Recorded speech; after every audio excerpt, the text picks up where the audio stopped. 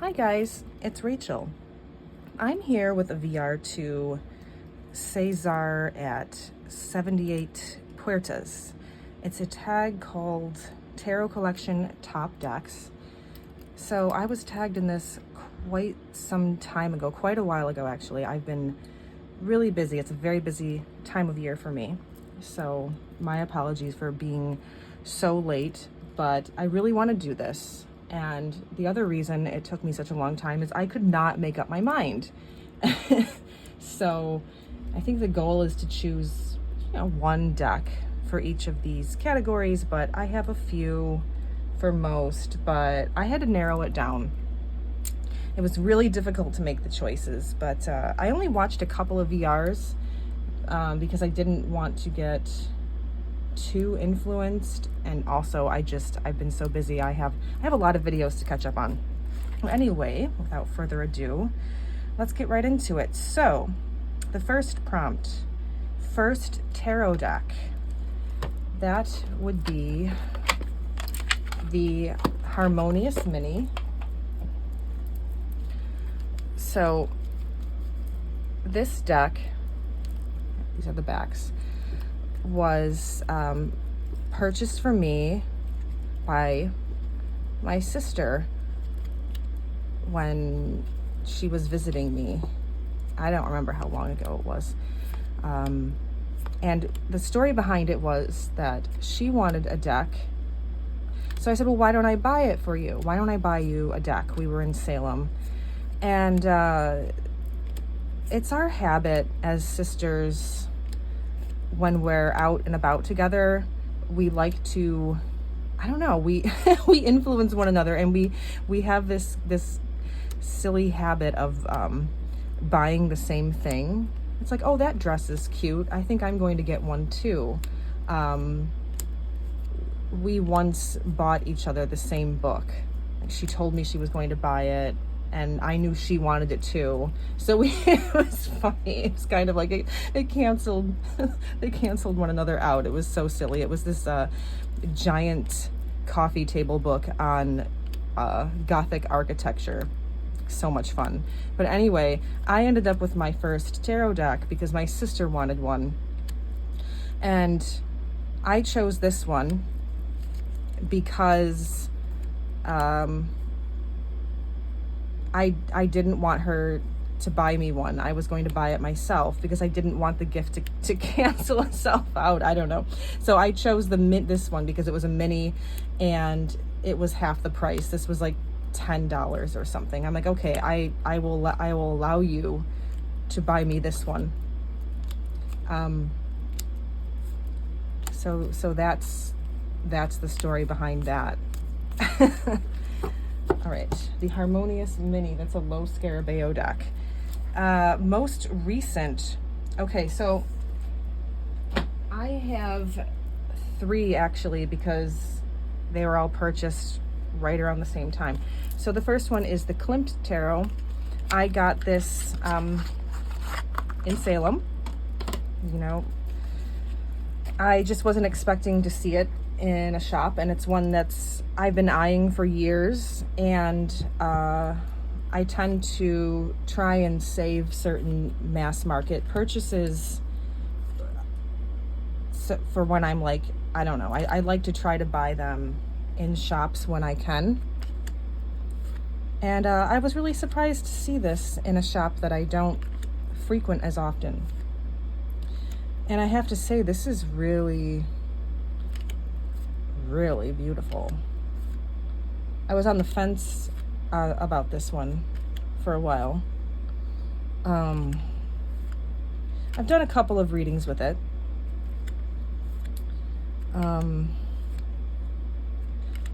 Yeah, I was on the fence. I mean, I love the Lo Scarabeo, the golden Lo Scarabeo decks. The Botticelli is one of my favorites, and I really love the, what is it called? Is it the Nefertari that's gilded like this? Anyway, try to go a little bit more quickly. So that I got, like, I don't know, last week or the week before. And then the other one well, there's two more. So this is in this giant box. Okay, so this is so cool. This comes with 2 books. I'm not going to show them just because maybe I'll do a separate video on this. This is the Austin Osman Spare deck. I bought this from my friend Diane at Readings by Diane and Magical Haven. She has 2 channels. So Austin Osman Spare was an artist and an occultist. I don't know why I'm tongue-tied.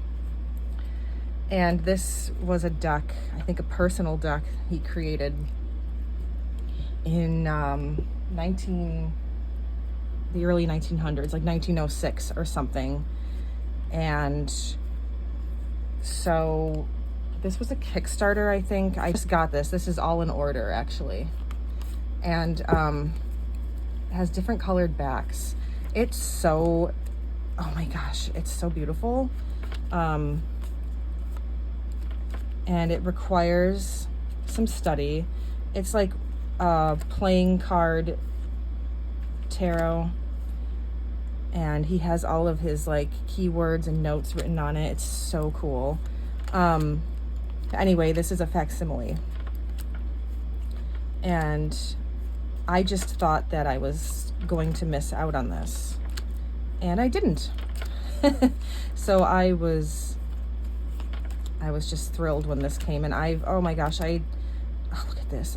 I can't wait to delve into this some more. I opened it, I flipped through it a couple of times. I've really only had time the past few weeks for, very brief readings, which I jot down in my notebook, and then I devote the rest of my free time at night and in the morning to reading, books. But yeah, that's the Austin Osman Spare. And I'm so excited. And the other deck also, which I bought from Diane, is this guy, the Gods of Illuminati. Yeah. Now this one is, this is definitely out of print, and I wasn't sure at first when she was telling me about it. It's, kind of cartoonish, Rider-Waite deck. But I watched her walkthrough and I was like, you know what? I'm going to try this for sure. And this deck is so cool. So there are all these different gods from all over the world. And the guidebook is really funky. If you're curious about it, Diane had done a walkthrough a couple of years back. Maybe I will talk about this some more at a later date. But yeah, I did a reading with this yesterday, and I'm like, I think we're going to be friends. So, really cool deck. I think it's really hard to find, though. I couldn't find really any information on it when I tried to research it. Okay, that does not want to go back in. So let's move on. Okay, best colors. All right, best colors. This one was really tricky too. I had a handful, and I tried to narrow it to, I think I have 3 or 4. So here is the the first deck is the 9th Dimension Tarot. You might remember me oogling all over this deck in a wrap-up video some months back. But I have not come across these colors anywhere else, this vibrancy. Look at how, like, I don't know, look at these hues and the way they pop. I can't really find this quite anywhere else. Look at this, the Hermit. This is from the 70s. Love that era, 60s and 70s. Yeah. Oh, look at that.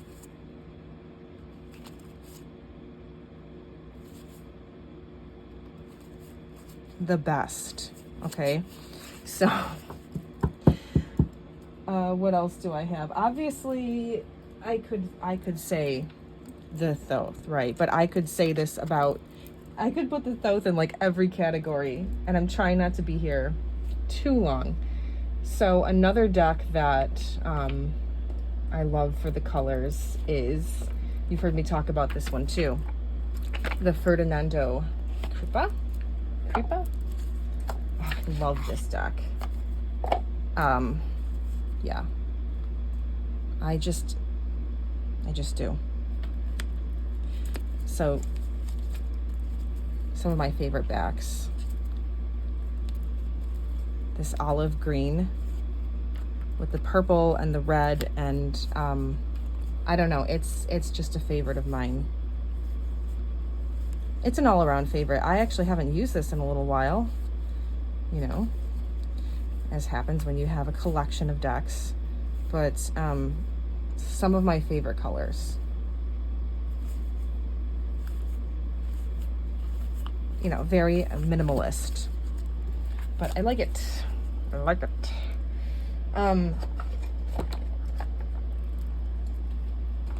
Another one is the Dodal by Sullivan Hismans, the, you know, Tarot Sheet Revival. Is it Tarot Sheet Revival? Yes. I love these colors. It's just the best. They're just the best. And I love the way that it has a hand painted feel to it. I don't have one of his hand painted decks, but I love this, how this washes out this gray in the armor here. Let's see.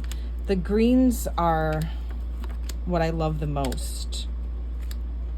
I have, I don't know, 3 different Dodals, I think, and this one is my favorite color-wise, because I love these bright olive greens. Let's see.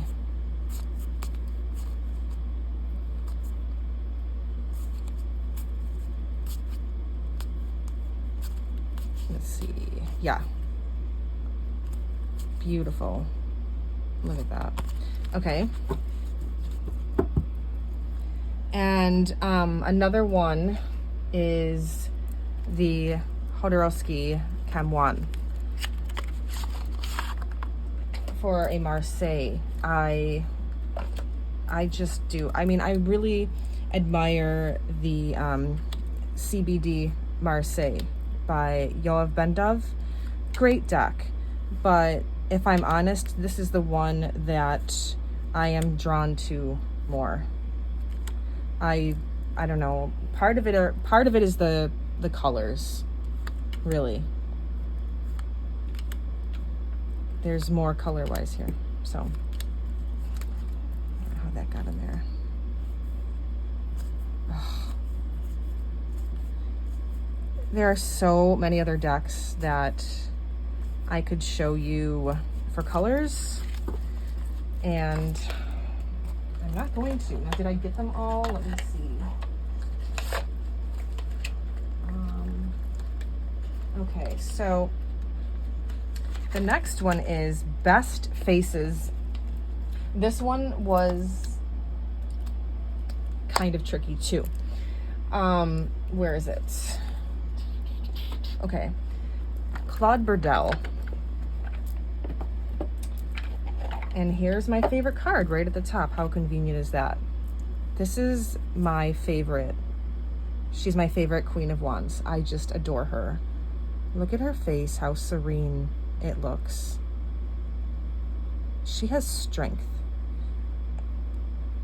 and understanding. and she's kind. I don't know. I love this deck. This was this my first like facsimile sort of deck? I think it might have been. So this was the first one that was on my list. I got this as a birthday gift from my boyfriend quite a few years ago. And yeah, I love the faces. How cute. I hope these cards are in the frame.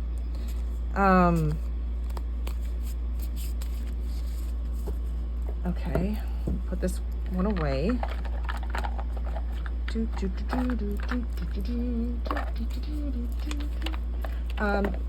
Another obvious choice and a favorite of many is the Pierre Madinier. Okay. Beautiful. Look at this High Priestess. Another favorite, definitely.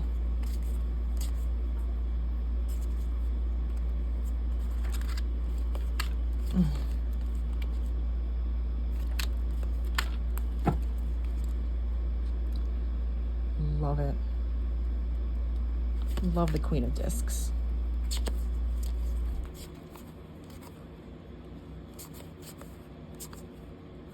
And there's your Queen of Wands. She's also really beautiful too.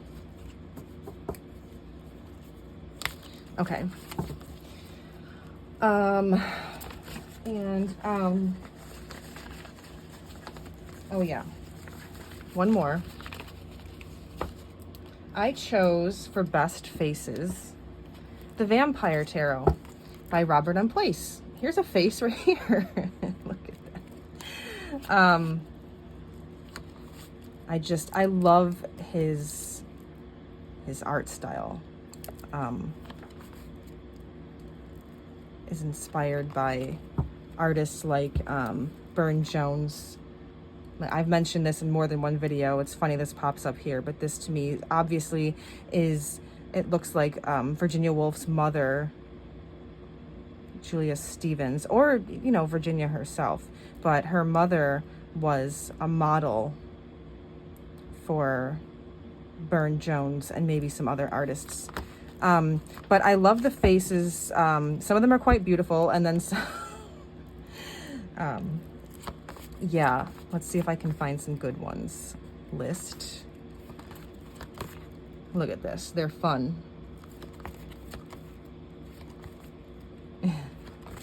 Let's see. Yeah, look at that face. Love that strength card.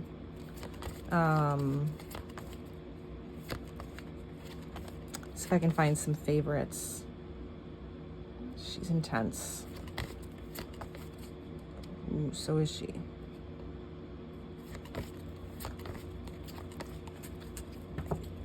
Yeah, I love how literary this deck is. Look at him. He's one of my favorites. It just makes me laugh.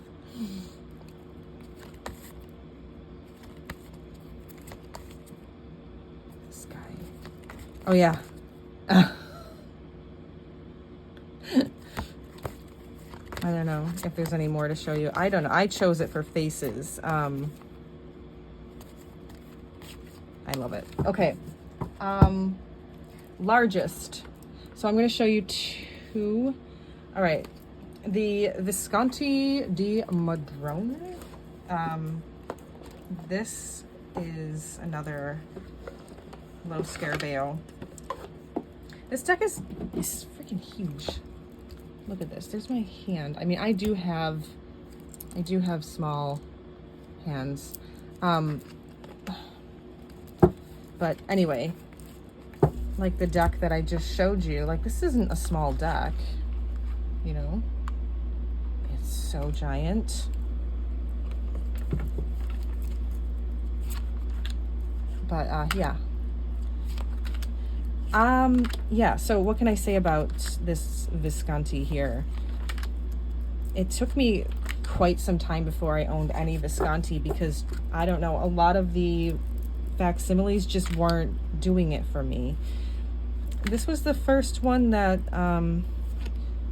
I thought looked authentic enough, but also clean enough for me to maybe use. Now, you know, if I'm honest, I don't know. Have I ever used this for an actual reading? I'm not sure. I think I have, but I mean, it's gigantic.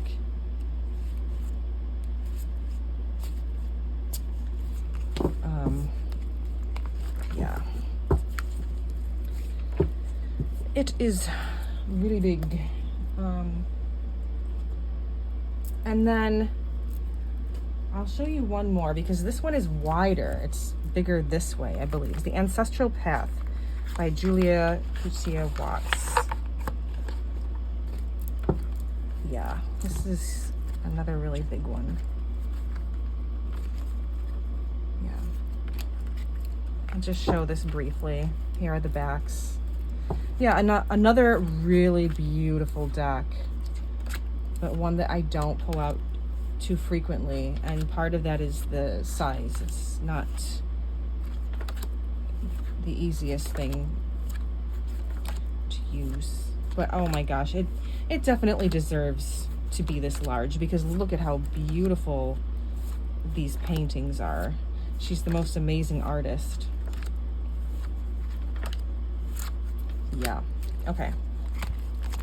So what do we have next? The smallest. So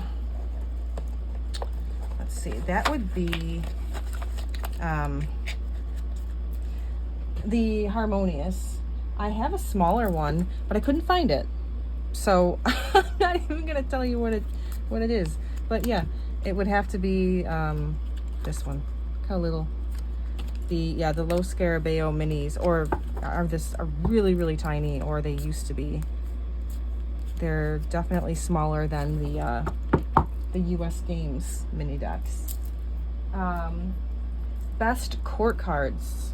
Okay, so I chose, what did I choose? The Philarkos, okay, is one of my choices. Okay, so I mean, I guess I have to see if I can find some court cards. Oh, look at that Magician.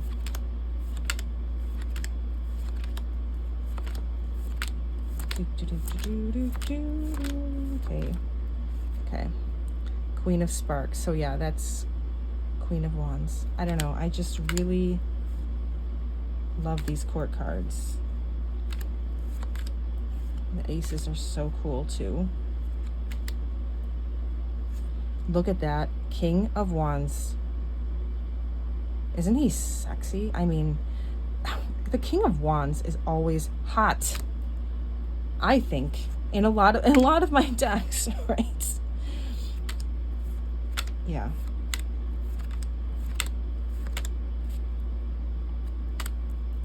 They're just so, I don't know, like emotive. Like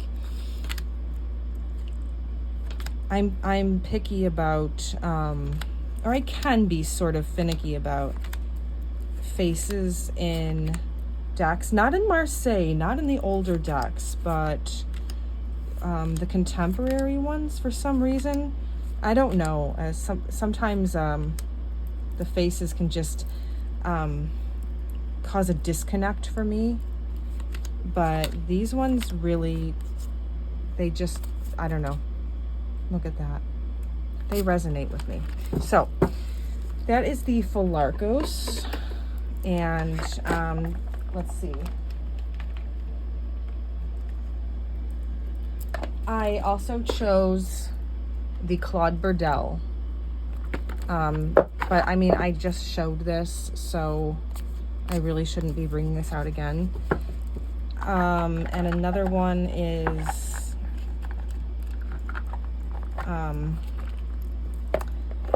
I love the Thoth, obviously. The other one is, sorry, why am I spacing out? Right, Tabula Mundi.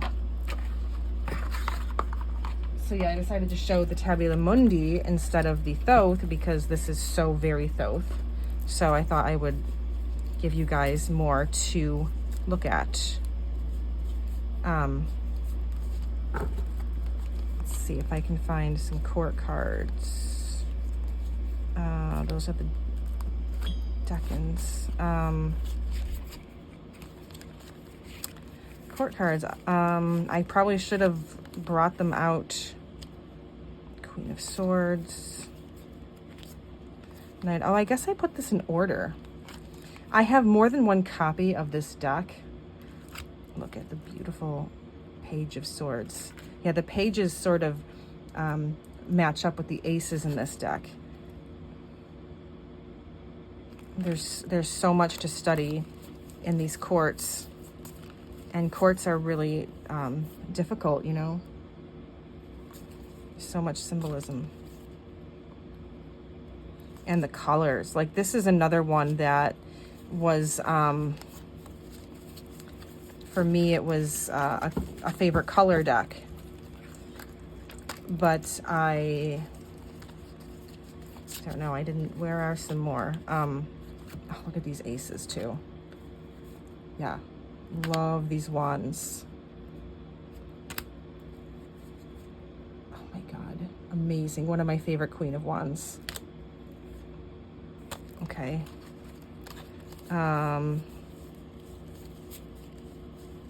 Did I show the cups? I don't even know. I don't even remember if I showed the cups or not. But I'm sure a lot of you guys are familiar with that deck. So, moving on. Okay, the most worn out. So I don't really have many worn out decks. I'm really, really precious with them. It's just the way that I am.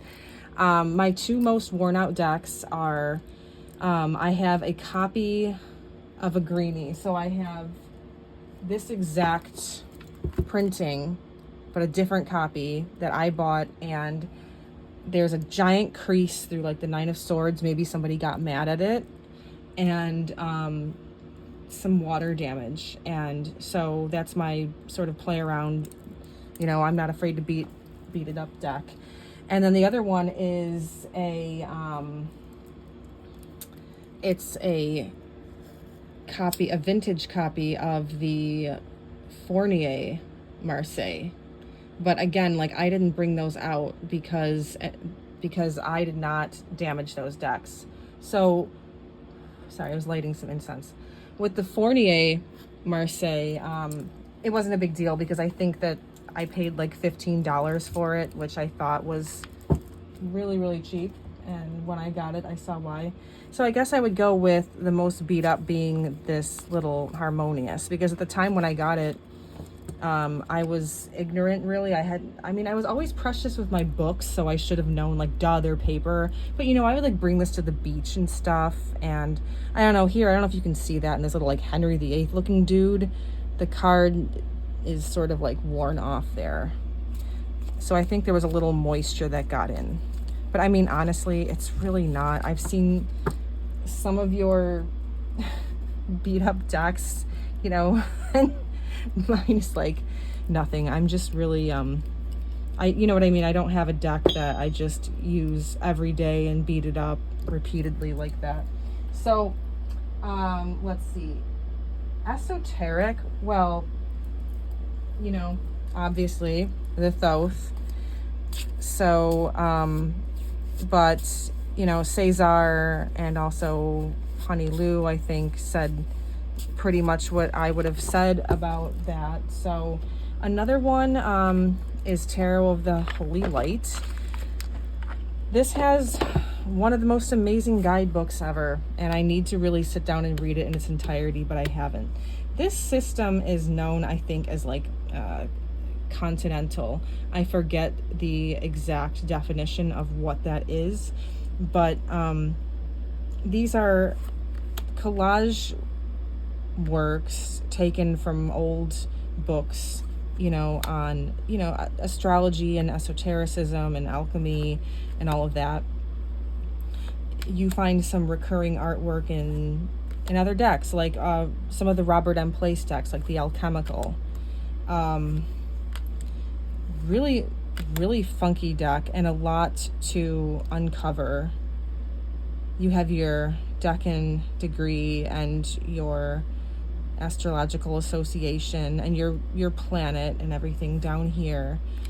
But there's just a lot to uncover. But yeah, of course, you can read this very surface level too if you wish. I mean, look at all this here. So I forgot what else I wanted to say about this, but it is a different system, like comparing it to the Thoth, for example, the Thoth. So you kind of have to like wrap your head around that. But this is a favorite of mine. And another one that I haven't played with in a little while, but it requires and deserves a lot of attention. So what do I have next? Shadow work. Okay, so best deck for shadow work. For me, obviously, it's the Thoth, because I don't really tend to use this deck for anything other than shadow work when I really think about it. The majority of the readings that I do for myself are probably considered shadow work because I don't tend to have questions, mundane questions. You know what I mean by mundane, though. Questions about my job, or questions about a relationship or a friendship or what have you. But I will say there are definitely many instances where I will want a reading like that on the mundane, and I don't tend to use that deck for that at all. This deck for that. Oh my gosh, I cannot talk. It's so deep. I mean, this is really just one card is enough, you know? So, but I tend to do 3-card readings is my style.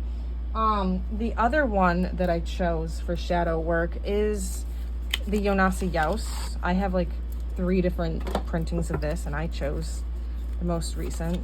Beautiful. Just because, I don't know, it's really easy for me to read, and I tend to get some really deep, profound messages from this. It come from me probably, but it speaks to me on that sort of level that I can just really gain a new perspective on something. Wasn't seeing it from the right angle, or, you know, it's just really great and good for, I don't know, writing prompts, you know. It's one of my favorites. It just does it for me. This is a Marseille based deck. Love it so much. Let's see, what do we have? Favorite backs. Okay. So for favorite backs, you guys know that I love the backs on the Ferdinando Kripa. I just love this green. And I've oogled over that more than once, okay? I'm gonna go with this, Paul Marteau. This is a special edition. This was printed in France. This is out of print. I don't think you can find it anymore. I forget when this was printed, but look at these backs. I don't know. I love them. These are a sort of like a facsimile of the original backs from the deck as it was printed in the 1930s. I believe it was the 1930s. You can tell me if I'm wrong about that, but I'm pretty sure I'm remembering that correctly. Or these are the backs the decks had in the 1930s.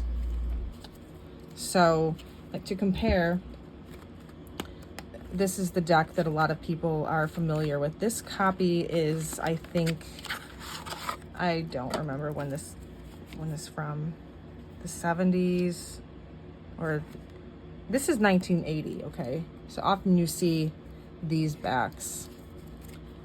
Same deck, just special edition. Like these spirals. this cream color with this sort of like cerulean blue. I just love them. I don't know what it is.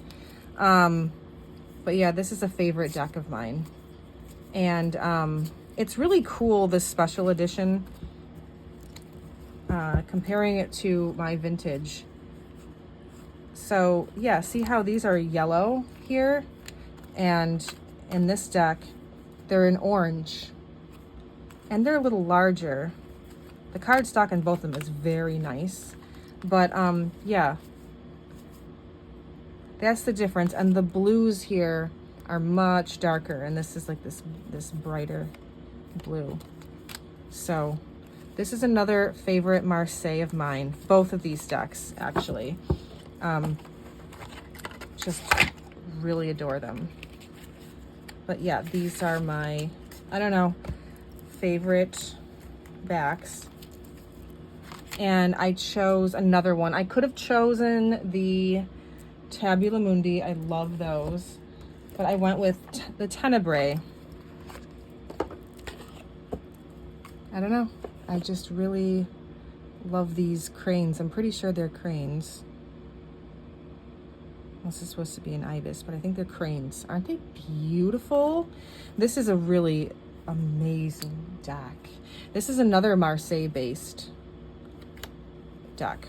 And there's a guidebook that you can get now. And why haven't I haven't purchased it yet. I need to do that. I really love these keywords here. I think it adds to the aesthetic of the deck. So beautiful. Really special deck. Yeah. Okay. That is the Tenebrae. And I'm gonna have such a mess to clean up, putting everything where it belongs later. What do we have next? Cardstock. This was tricky. Okay, so one of the decks that I chose was the Luigi Scapini Shakespeare Romeo and Juliet deck. I don't know. I just really like. I don't even know how to describe it. It just feels. It feels really durable, and it makes this sound. So I guess this could have been in like the best sound category, and maybe it is. I don't know if I put this in that category, or did I get it confused? But no, I love this cardstock. It's like, see, it feels slightly plasticky, maybe, but I wouldn't describe it as plasticky. I don't know, but like I guess if you were to accidentally get something on it, I would imagine it might be sort of easy to wipe off if you attended to it right away. There's this slight sheen to the cards. So you have like this woven, like sort of thread, like this cloth of gold look to it. So cool. This tapestry feel to the deck. Anyway, I really love this cardstock, and I haven't really found it anywhere else. And then the other one, this one is even better. The Swiss Marseille Tarot by Irene Torres. This is amazing cardstock. This is a great Marseille. I don't even know, how do I describe this one? But can you hear that? Like, it's really durable. It feels really durable, and it's quite thick, but it feels so light. It feels incredibly lightweight. It's amazing. This is a beautiful Marseille. Really beautifully colored. There's no titles on it at all. So I like that. I love the titles on Marseille. It's part of the look, but it's nice. It's nice to have this too, for when I want to be just drawn into the image. It's a really great reader for me. I don't know why that was still in there. Really great deck. Beautiful. Okay. I think, did I choose anything else? Okay. Soft, silky touch. Well, again, I could go with the Swiss Marseille. I also chose the Splendor Solace because it really does have a soft, silky touch. So this is like I guess it's a rose petal finish, right? So it's not always my favorite because the cards tend to really cling, and I can feel that a little, but actually not much at all. And I could be deceiving myself. It might just be the beauty of these cards that is distracting me, but I just feel like these are a little bit different than the other rose petal finish decks that I've held in my hands. This is another amazing deck. It requires some study, contemplation. Look at these colors. But we're not here for that. We're here for soft, silky touch. So, all right, let's move on. I think I chose one more for this. It's the Pablo Robledo Vandenborre. I don't know. It just, I really like this this stock. Yeah. It's different. It's definitely different than this. The Swiss. But still really nice.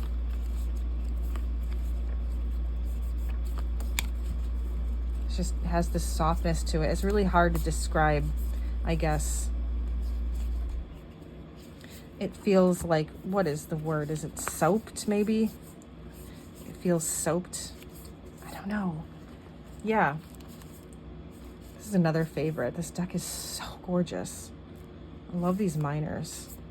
They just fill up the whole card. And I like the borders too. Okay. What else? Okay. The shuffling sound. Okay, so yeah, again, these Swiss Marseille. Do you hear that?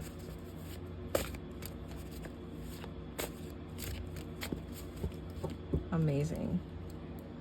That might be the best. But also, this Le Tarot by Laura Twan. You know, this guy that I've shown a few times. This also, it actually feels sort of similar in weight to the Swiss Marseille, but this deck is much bigger. So of course it's going to feel different. And it's more papery. But can you hear that?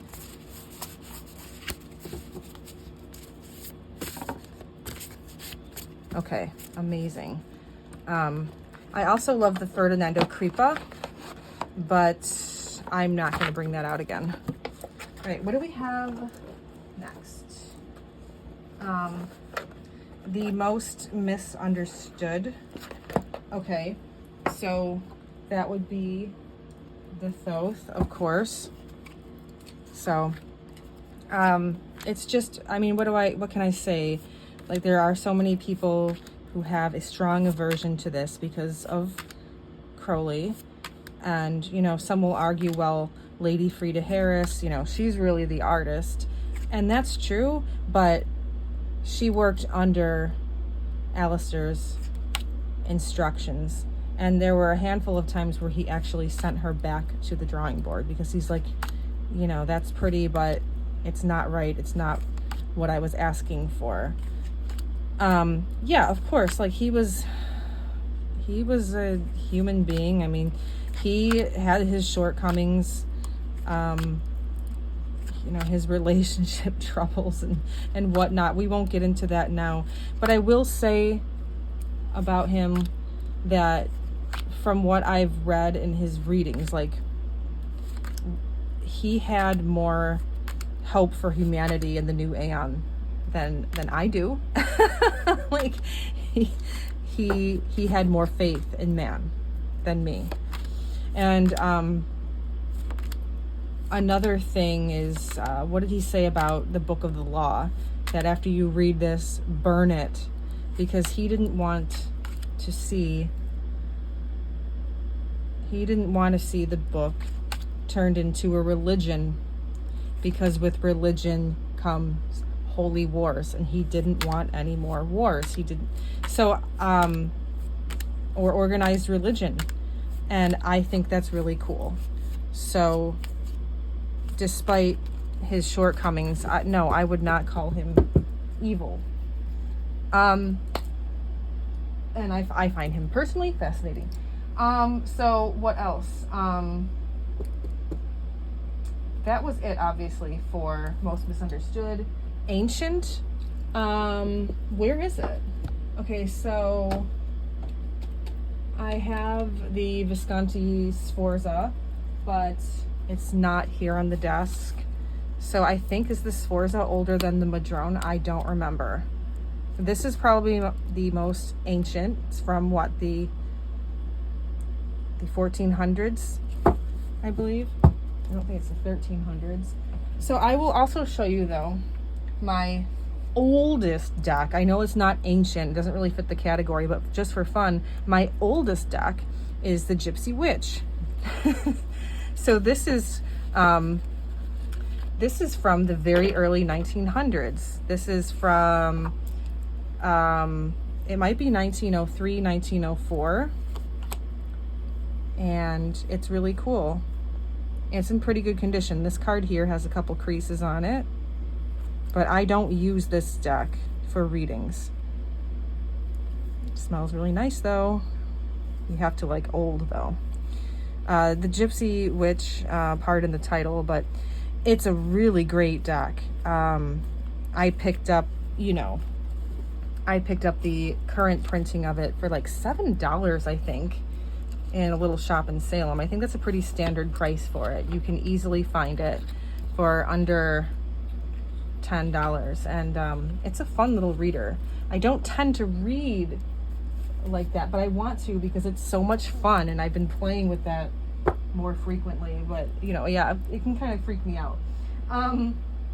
Okay. Surprising, the most surprising. One choice would be the Thoth, like the first time that I held the cards in my hand, because I was basically opening a door to a new world, and I was just completely blown away. But another one would be the Tarot Muha. Now, I have not used this in quite a while. This was a deck that I did not think that I needed. I bought this ages ago, but at the time I was trying not to accumulate too much, and I've always liked his art, but I did not think this was a deck that I needed because it's just another really pretty Rider-Waite. But I was astounded to find out that every time I used this deck, it was just a killer with accuracy. Just so on point, it freaked me out. I don't know how to describe it, but what's funny is I don't remember who it was. It was years and years ago, but somebody else was talking about this deck on their channel, and they had said the same thing, and it was after I had the deck, so I wasn't just like influenced by what they said, but they had said the same thing, that they couldn't get over the accuracy of how well this read. So that's the Tarot Muha. It comes in a really pretty little box here. And the other, I chose one more. Hope I'm not saying too much tonight. The Grandatea, because it just I don't know. I get a lot of poignancy from this somehow. So I was really excited to add it to my collection, and I was using this quite a bit last month and the month before. A little help from the guidebook, but what I would do is I would just sort of look at the the keywords and what the image told me and see what I could glean from it first, and then refer to the book. And both interpretations were really interesting. And I got quite a, I lost my train of thought there. I got some good readings from that. Let's just leave it as it is, Rachel. Okay, what else? What is next? What do we have written here? Okay, best purchasing story. So we will go with the Grand Tarot Belene. It's not really much of a story at all, but it was a deck that I didn't think I was ever going to get, because if you know this deck, you know. But I'd been watching a copy on eBay for, I don't know, it's quite some time. And late one night, I think I was having trouble sleeping, and I received an offer. And it was quite an offer. It was like, I forget if it was 20 or 30% off, or maybe it was even more. Now, it was still expensive, okay, but it was a deal. And I was like, you know what? I wasn't planning on buying anything that week, but I figured it was probably my only opportunity to get the deck, most likely, if you know what this sells for. So I was thrilled. And yeah, it's the Grand Tarot Belene. This also has some really good colors and fun faces, huh? I was also able to find, I forget the website, but I found a translation of the cards. And I printed it out. And I was reading through that and having some fun. And I also recently got the Oracle Belene, the Oracle Belene. I love it. Okay, so what is next? Okay, self-readings, the best deck for self-readings. Again, the Thoth. Just going to talk to you while I put this away. That's obvious. And the other choice that I wrote down was the Dionysios. Just because the same reason that I gave for shadow work. So basically, I think the decks that I chose for shadow work are the same for self readings. So yeah, there's not much I can say there that I didn't already say. Difficulty mastering, I would have to probably go with the Tarot Celtiques by Laura Twan. I haven't even pulled this, I haven't even shuffled this yet. So, you know, I mentioned this in a video, I think, but again, this also has like amazing card stock. The same stock as the Doughty deck that I showed you. Yeah, it's in French. There's a couple of keywords on each card in English, but there's a lot of allusions to, I guess, Celtic mythology and herbalism and astrology and things that I'm not sure what's going on. So with the majors, I think they're quite easy to read, but as you get into the minors, I think they're a little bit more difficult. Right, so they're like numbered, like we have like 36. Yeah, it just requires some study. And especially, I guess, if you want to get the most out of the deck. So it's all in French, that's the thing. So I have to just take the time, and I haven't taken the time yet. I'm sure I will at some point. It's a beautiful deck. It's a beautiful deck. That's why I wanted it. But yeah, I have to take some time to do the translation.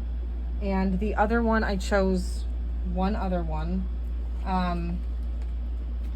That would be the Tarot of the Greek Magical Papyri, as, you know, difficulty mastering. I mean, I don't really know. I could say the Thoth might be more difficult than this, but the reason I'm choosing this is because, you know, I've been studying and working with the Thoth a bit, and it's a lifelong study, but I just decided to go with this one to show you something different. So this is inspired by the Greek magical papyri, a book of spells that, well, it's the current translation, I think, is a bunch of different papyri put together that they found. But I'm currently reading it, and it's just something I sort of read maybe a spell or two each night. And anyway, there's a guidebook that goes with this, and I actually did read the whole guidebook, and it was really accessible. But the reason I'm saying difficulty mastering is because, yeah, each card is drawn from one of the spells in the book, I guess. But you also have some quotes from the Odyssey and the Iliad, which is really nice. And I guess you can read it surface level, right? But I guess if you're going to use it with the creator's original intent, or vision, I should say, vision, then that requires a little bit more study. I haven't done any of the prompts in the book at all. I read the whole thing, but I haven't done it. There are no numbers or anything on here, but you can count, you know, you count the swords, and there's extra cards if you want to put them in the deck or use them in different ways. It's really fun and funky. I was attracted to it because I love red and black figure pottery. And those are some of my favorite rooms in the Museum of Fine Art. I go there all the time to the pottery rooms. So, really funky deck.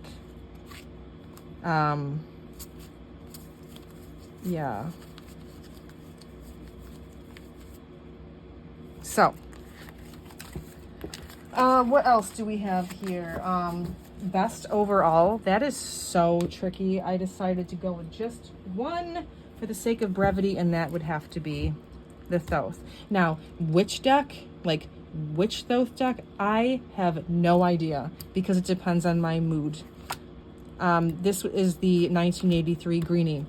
An obvious choice, wonderful colors and cardstock, everything, but I can't choose a favorite Thoth deck. I have a handful of them, and if you like Thoth like me, I think my previous video was my Thoth collection, so if you would like to see more, you can check that out. But I love them all. I love my white box. I love my 1986 AGM. I like the current AGM printing. I like the purple box. I don't know. I can't choose. It depends on what I feel like using. But I think that'll about do it. I think I covered all the categories, so this was fun. And thanks for watching. Bye.